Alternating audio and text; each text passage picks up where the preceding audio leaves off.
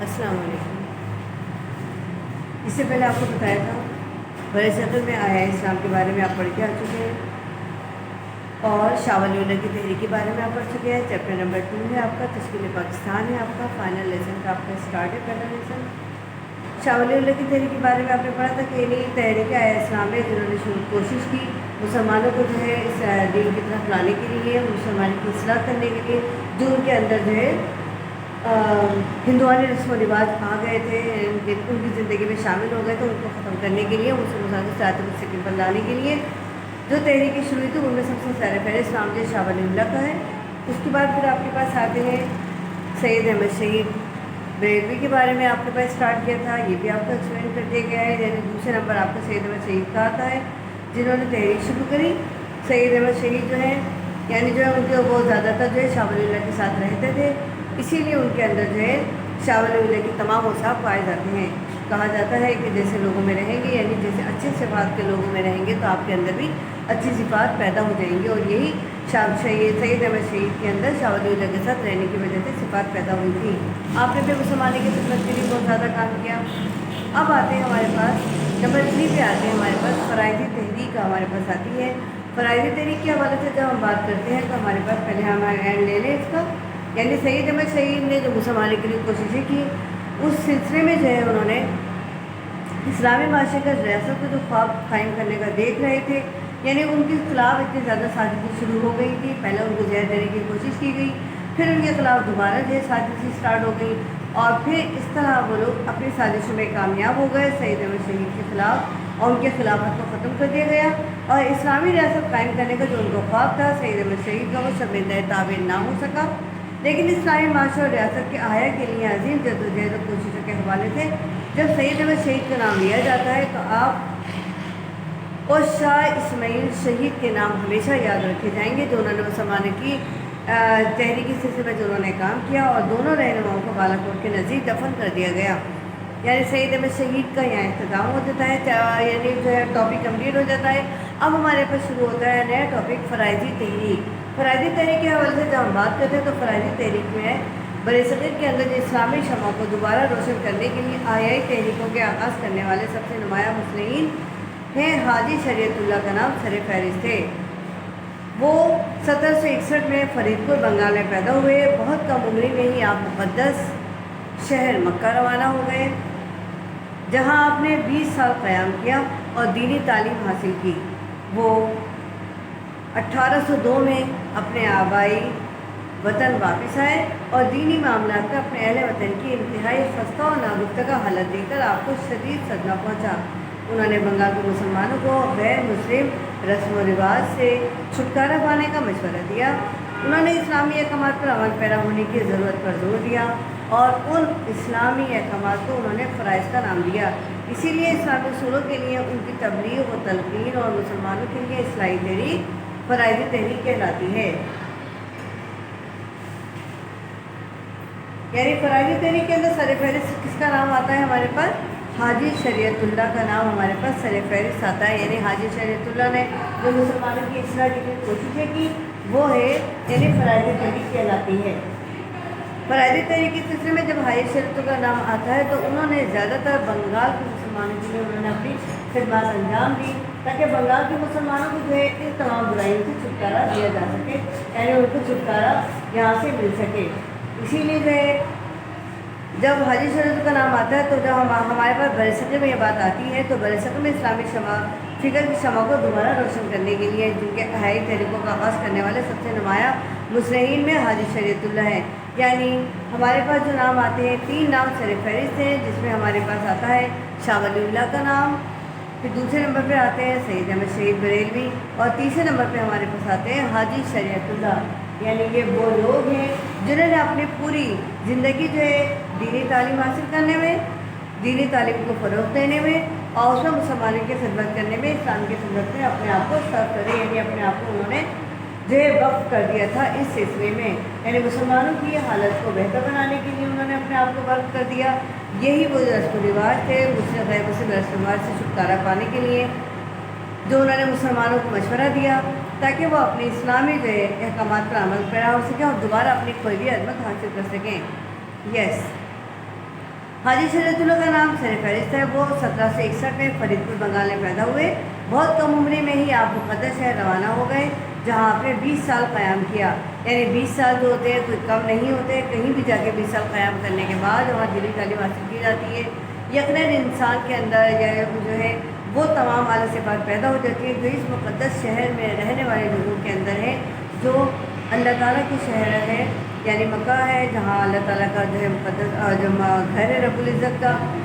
وہ جب شہر میں انسان رہے گا تو یقینی طور پر اعلیٰ صفات کا مالک بن جائے گا، اور یہی کام جو یہی واہ حاجی شریعت اللہ کے نام کے ساتھ آتی ہے۔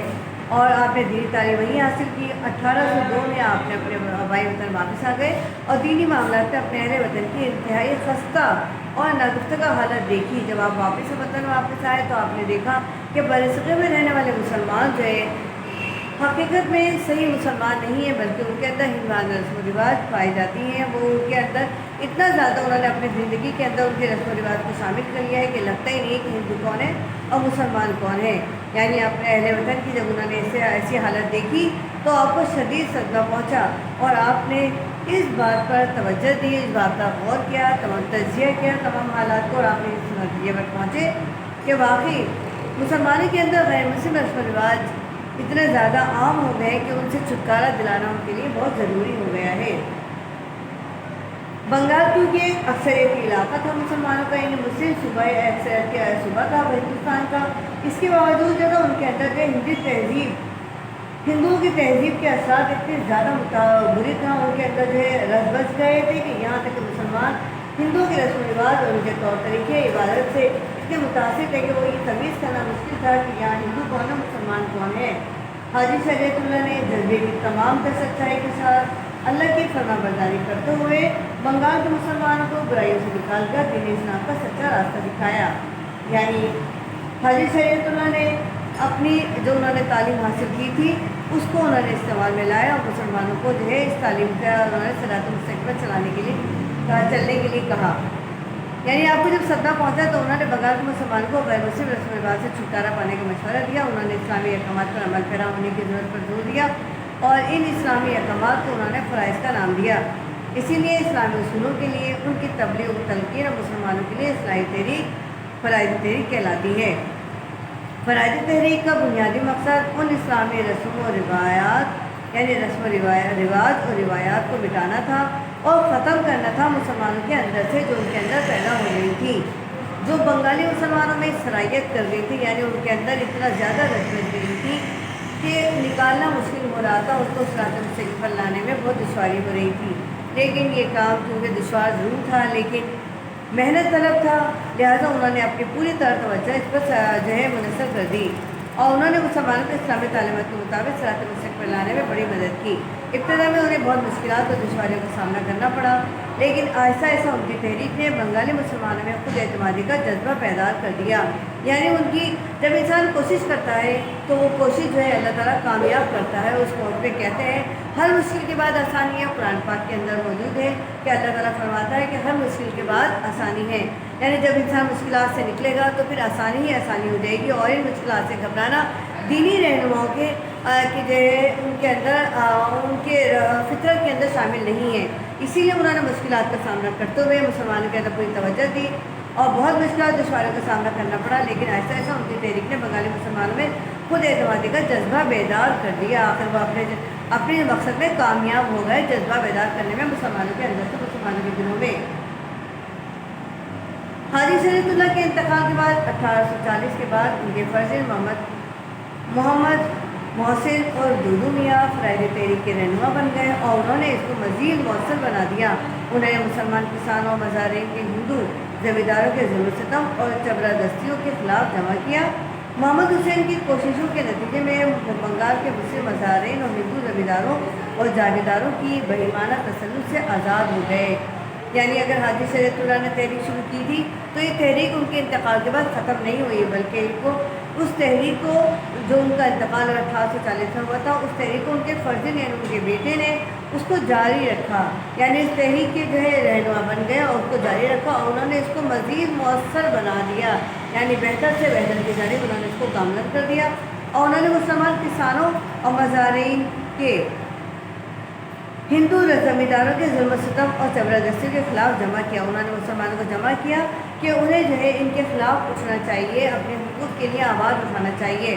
मोहम्मद हुसैन मोहसिन की कोशिशों के नतीजे में बंगाल के मुस्लिम मज़ारिन और हिंदू ज़मींदारों और जागीरदारों के बहीमाना तसल्लुत से आज़ाद हो गए। यानी उनका एक अजीम कारनामा ये हुआ कि उन्होंने बंगाल के मुस्लिम मज़ारिन को हिंदू ज़मींदारों और जागीरदारों के जुल्म तशद्दुद से बचा लिया, यानी उनका निशाना बनने से बचा लिया और उनसे आज़ाद करा लिया। वो बंगाल के मुसलमान मज़ारिन के हुकूक़ के अजीम अलमबरदार बन गए और बरतानवी और हिंदू ताजिर और ज़मींदार उनके ख़िलाफ़ खड़े हो गए। ये तो हकीकत होता है कि जब इंसान दूसरों के जो है हुकूमत के अंदर अपने आप के लिए हुकूक़ की आवाज़ उठाता है तो बहुत से लोग उनके ख़िलाफ़ हो जाते हैं, लेकिन इस खिलाफ से घबराना नहीं है। अपने आप को जो है हिंदू और बरतानवी जो है ताजिरों से जो है अपने आप को बचाना है, और ये उन्होंने किया था। बरतानवी और हिंदू ताजिर और ज़मींदारों जो उनके ख़िलाफ़ हो गए थे, लेकिन उन्होंने उनकी कोई परवाह नहीं की और अपनी ज़िंदगी के आखिरी सांसों तक अपना मिशन जारी रखा। ये वो लोग होते हैं जो परेशानी से घबराते नहीं हैं, मुश्किलात से घबराते नहीं हैं, इसीलिए वो अपनी आखिरी मंजिल जो है अपने जो है मकसद में कामयाब हो जाते हैं। जब कामयाब हो जाते हैं तो ऐसे लोगों के लिए हम कहते हैं कि वाकई ये लोग दुनिया को अपने नाम कर गए। यानी हिंद की तारीख में हाजी शरीयतुल्लाह का नाम आज भी रोशन है, खुर्शीद मुनव्वर की तरह। अगर आप देखें तो वाकई उनकी ज़िंदगी जो है वो आखिर तक जो है जो मिशन जो है उनका जो कामयाब रहा, और उनके बेटे ने उस मिशन को आखिर तक पूरा किया और अपना मिशन जारी रखा। फराजी तहरीक के नतीजे में बंगाली मुसलमानों की दीनी और इखलाक की हालत बहुत बेहतर हो गई और बड़ी हद तक मज़ारिन के हुकूक़ का तहफ़्फ़ुज़ हो गया। यानी इस तरह जो है उन्होंने बंगाल के मुसलमान जो है मज़ारिन को हिंदुओं के और बरतानवी के जुल्म सितम से उन्होंने आज़ाद करा लिया, बचा लिया, और इसीलिए जो है मुसलमान की जो दोबारा से जो है अपनी कोई भी अजमत जो है वो दोबारा उन्होंने अपनी बहाल कर ली। और 19वीं सदी के आया इस्लाम यानी जदीद हिंदुस्तान की तारीख़ के सबसे अहम वाक़यात में से अगर हम देखते हैं तो चंद गैर मारूफ इंसानों ने जो बीज बोया था वो एक दरख्त बन गया और इस वक्त सारे मशरक़ी बंगाल पर छाया हुआ है। यानी इन्होंने पूरे मशरक़ी बंगाल को जो है पूरे जो है उनकी खिदमत की और उनको जो है जुल्म तशद्दुद से आज़ाद कराया, उनको दोबारा से जो सिरात मुस्तकीम पर लाने की जो उनकी कोशिशें थी उन कोशिशों में वो कामयाब हो गए। यानी वो गैर मुस्लिम गैर इस्लामी रस्म व रिवाज को मिटाया उन्होंने उनके दिलों में से, और उनको जो है दोबारा से जो है उनके अंदर से जज्बा बेदार पैदा किया, खुद एतमादी पैदा की उनके अंदर। मुसलमानों को इस्लामी तालीमात के मुताबिक सिरात मुस्तकीम पर लाने में उन्होंने पूरी कोशिश की। मुसलमान किसानों मज़ारिन को हिंदू ज़मींदारों के जुल्म सितम और ज़बरदस्ती से निजात दिलाने के लिए उन्होंने पूरी कोशिश की, और इन कोशिशों में वो अपनी जो है कोशिशों में कामयाब हो गए। ऐसे ही लोग अपने मकसद में कामयाब होते हैं जो मुसलसल मेहनत और जद्दोजहद और लगन से और खिदमत इस्लाम की करते रहते हैं, मुसलमानों की खिदमत करते रहते हैं, लेकिन उसके अंदर जो है सिंसियरिटी बहुत ज़रूरत है। जो लोग अपने मकसद से सिंसियर होते हैं वही लोग अपने मकसद में कामयाब होते हैं। ये चैप्टर आपको कंप्लीट समझ में आ गया होगा, यानी जो है इसकी जो है आपको एक्सप्लेनेशन की गई है, अच्छी तरह देखेंगे तो आपको पता चल जाएगा फ़राइज़ तहरीक किसने शुरू की, यानी फ़राइज़ तहरीक शुरू करने में कौन शामिल है। हाजी शरीयतुल्लाह का नाम सिर फहरिस्त है। तो फ़राइज़ तहरीक किसके नाम से शुरू की गई, किसने शुरू की? जो शुरू करने वाले हैं वो हाजी शरीयतुल्लाह हैं, और उन्होंने किस लिए शुरू की थी, यानी उन्होंने इस बात पर जोर दिया कि इस्लामी अहकामात को दोबारा से मुसलमानों के अंदर राइज किया जाए, और इस तहरीक को फ़राइज़ तहरीक कहलाई। यानी इसका मकसद क्या था, इसका इस्लामी रस्म व रिवाज रिवायात को मिटाना था और ख़त्म करना था। बंगाली मुसलमानों में जो सैयद कर गई थी और इससे मुसलमानों को इस्लामी तालीमात के मुताबिक सिरात मुस्तकीम पर लाने में बड़ी मदद की।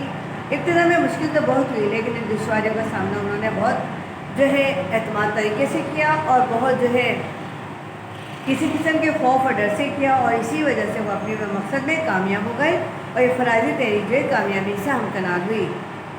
Best of luck. ये आपका चैप्टर, ये आपका जो टॉपिक जो है वो कंप्लीट हो गया है। अब अच्छी तरह इसको समझिए और फिर इसके क्वेश्चन आंसर याद कीजिए।